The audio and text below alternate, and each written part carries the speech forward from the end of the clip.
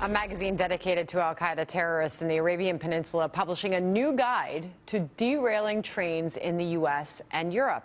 The new issue raising concerns on how safe commuter trains are for Americans. Jeff Block is live from Gary, Indiana. What are they threatening, Jeff?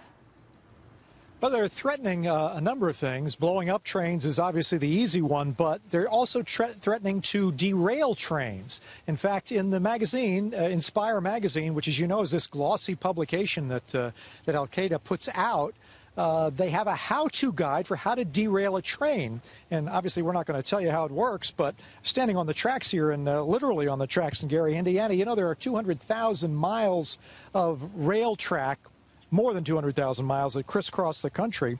There is a device called a derailer that can sit on the track, and actually the railroads use them in case a train needs to be derailed for some reason, to be stopped if it's out of control. They, in the magazine, publish a way that you can actually make one of those at home with steel-reinforced concrete to derail trains. And in remote areas, as you can see, lots of track out here in the country that is in pretty remote areas, and you could put one of those on the track, they think, and would not be detected and would cause all sorts of havoc. That's what they're threatening, Sandra. All right, Jeff, while I ask you this question, be safe out there. What are authorities doing in response to these threats?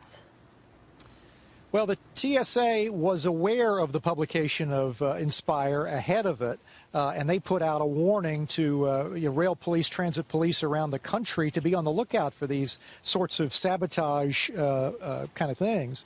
But the strategy for those folks is to just do whatever damage that can be done. It's maybe not as sexy as crashing a plane into the Empire State Building or the World Trade Center, but in its own way, it can strike kind of fear throughout the traveling public as well as the industry, and that is what they'd like to do. All right, Jeff Block, thank you from Gary, Indiana. Thank you for that.